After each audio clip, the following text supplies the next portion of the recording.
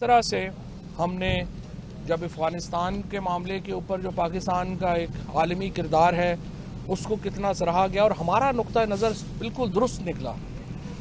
जब अशरफ गनी वहाँ बसर इक़्तिदार थे तो हमने बारहा ये बात वहाँ पे बताई थी। इमरान खान ने ये बात, हमने अमेरिका से भी बात की थी, हमने बरतानिया से भी बात की थी, हमने ख़ुद अशरफ गनी साहब से भी ये बात की थी कि भाई इस वक्त इंतखाबात को छोड़ें, आप एक इंक्लूसिव हुकूमत बनाने की तरफ जाएं।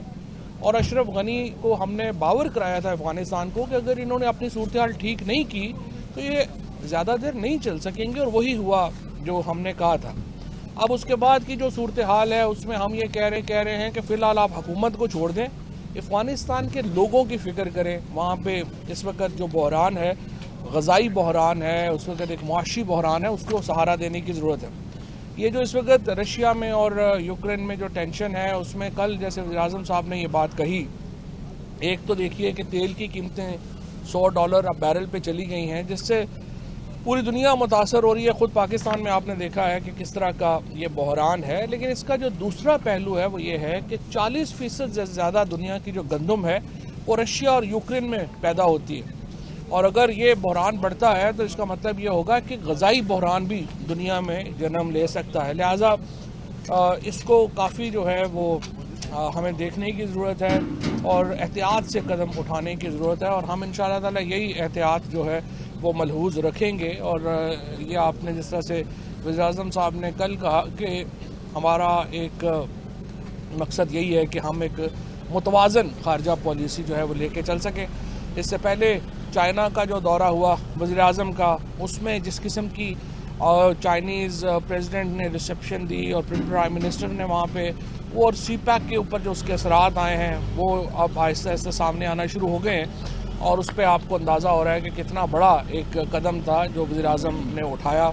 उसके साथ साथ कोरोना के ऊपर जो पाकिस्तान को अप्रिसिएशन मिली पूरी दुनिया में वो आपके सामने है। बिल गेट्स यहाँ पे तशरीफ़ लाए, पोलियो का जो ख़ात्मा हुआ, और बिल गेट्स जैसे लोग जो हैं जब मुल्कों में आते हैं तो जाहिर है कि उसकी आपको एक बहुत बड़ी खुशखबरी होती है।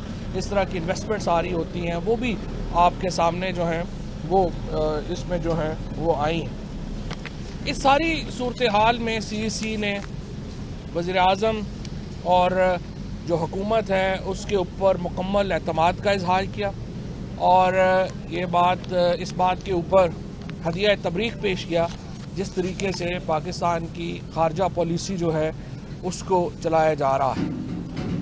हमने इसमें जो अपोजिशन की तरफ से तहरीक अदम एतमाद की गुफ्तगू है उसके ऊपर भी गौर किया है। कम अज़ कम हमारे 3 MNAs ने, जिनमें एक जो है वो अक़लियती मेंबर है और एक ख़ातून है, उन्होंने ये रिपोर्ट किया है कि उनको पैसे ऑफ़र किए गए हैं अदम एतमाद के लिए। मैं ये समझता हूँ कि ये एक बहुत ही शर्मनाक रवैया है, और जिस तरीके से बोलियां, रात को आपने देखा कि पाकिस्तान के 2 बड़े सौदागर इकट्ठे हुए, एक के ख़िलाफ़ मनी लॉन्ड्रिंग का केस चल रहा है लाहौर में, दूसरे के ख़िलाफ़ मनी लॉन्ड्रिंग के केसेस चल रहे हैं कराची में। जरदारी और शहबाज शरीफ पाकिस्तान में, अगर आपने करप्शन की 2 तस्वीरें, अगर आपने कहना हो कि करप्शन को तस्वीरों में दिखाएं तो आप इन दोनों की तस्वीरें लगाते हैं। इन दोनों ने रात को जो मुलाकात की, और उससे अगर आप हमारे जो MNAs हैं उनके जो रिपोर्ट है या उनकी जो स्टेटमेंट्स हैं प्राइम मिनिस्टर साहब को और पार्टी क़यादत को, उसको आप जोड़ें तो साफ जाहिर है कि रात की मुलाकात में तय ये हुआ कि आप कितने पैसे डालेंगे और हम कितने पैसे डालेंगे। दोनों जो हैं उनको फ़िक्र क्या है। शहबाज शरीफ का केस डे टू डे अब इंशाअल्लाह ताला आगे चलने के इम्कानात पैदा हो रहे हैं। शहबाज शरीफ सिर्फ एक वजह से इस वक्त जेल से बाहर है कि ये केस डे टू डे नहीं चल रहा। जिस दिन ये केस डे टू डे चलना शुरू होता है और मनी लॉन्ड्रिंग के आते हैं, आप देखेंगे शहबाज शरीफ ने तो जेल जाना है। यही हाल आसिफ जरदारी का है। मैं अदालतों को भी यहाँ पे ये कहना चाहता हूँ कि आप देखिए, दोनों ने अदालतों में सर्टिफिकेट दिए हैं कि हम बीमार हैं, और दोनों रात को मिल रहे हैं, सारा मीडिया सारा देख रहा है, सारा सबके सामने देख रहे हैं और डिस्कशन कर रहे हैं कि लोग खरीदने हैं, आप कितने पैसे डालेंगे, हम कितने पैसे डालेंगे। ये हॉर्स ट्रेडिंग का बड़ी मुश्किल से पाकिस्तान में खात्मा होने की एक उम्मीद पैदा हुई थी, लेकिन ये दोनों जमातें मिलके उसको दोबारा वापस लाना चाहती हैं। ये इंशाल्लाह हम नहीं होने देंगे, हमारी बड़ी गहरी नज़र भी है। और मैं यहाँ पे अपने MNAs को भी सलाम पेश करना चाहता हूँ, अपने मेंबरान जो मुंतखब हैं, कि उन्होंने तमाम मामलात के ऊपर पार्टी लीडरशिप को एतमाद में रखा, उनको बताया और उससे ये जो और साथ साथ बता भी रहे हैं। और इंशाअल्लाह ताला ये अभी तक तो इनकी ज़रूरत नहीं हुई कि तरीके अदम एतमाद ला सकें। एक हफ़्ता हो गया इनको ये तय किए कि नो कॉन्फिडेंस लेके आएंगे, और मैंने ये कहा था कि आप में ज़रूरत है तो कल ही लेके आए, लेकिन आप नहीं ला सके। अभी भी ये नो कॉन्फिडेंस वगैरह नहीं ला सकेंगे।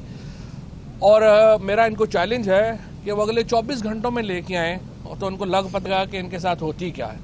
हम बहरहाल अगले इंतखाबात की तैयारी कर रहे हैं। हम उन इंतखाबात को जो है वो आगे बढ़ाना चाहते हैं, उन इंतखाबात को आगे लेके जाएंगे।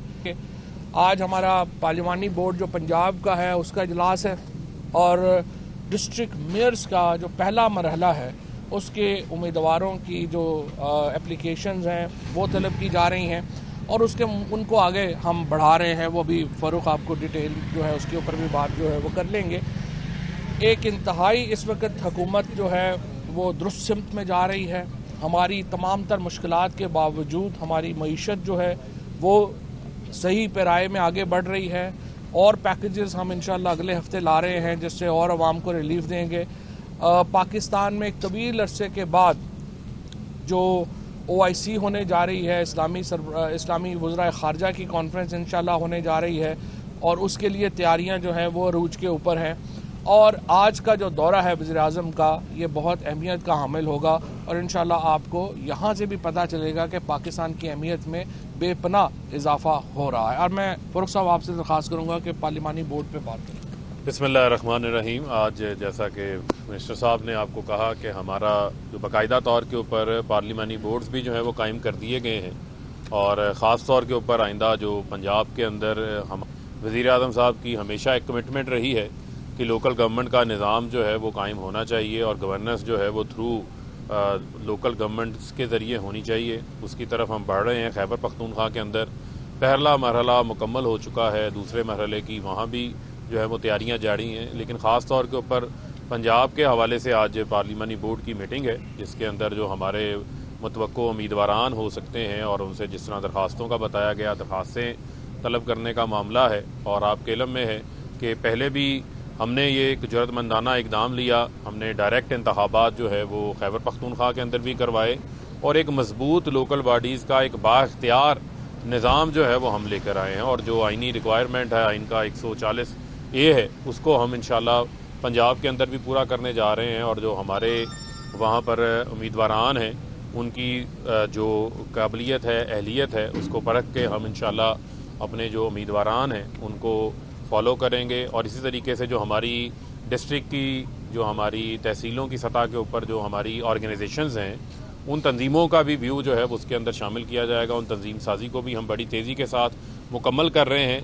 इसी के साथ साथ आपके ये भी इल्म में है कि वज़ीर-ए-आज़म साहब ने अवामी राब्ता मुहिम का भी जो है वो आगाज़ किया हुआ है, और हम इस अवामी राब्ता मुहिम को मज़ीद आगे बढ़ाना चाहते हैं। और जैसे ही प्राइम मिनिस्टर साहब अपना ये दौरा मुकम्मल करके आएंगे तो उनका अगला जो जलसों का शेड्यूल है वो तैयार होगा। मंडी बहाउद्दीन में आपने देखा कि आपने पहले भी माजी के अंदर बड़े बड़े वज़राए आज़मों के जो है वो जलसे देखे होंगे, तो आपको नज़र आता था कि पटवारी और सरकारी मुलाजमीन की बुनियादों पर ये जलसे होते थे। लेकिन मंडी बहाउद्दीन के अंदर वफाकी वज़रा मीडिया से गुफ्तगू करते अपना मुलाहिज़ा किया।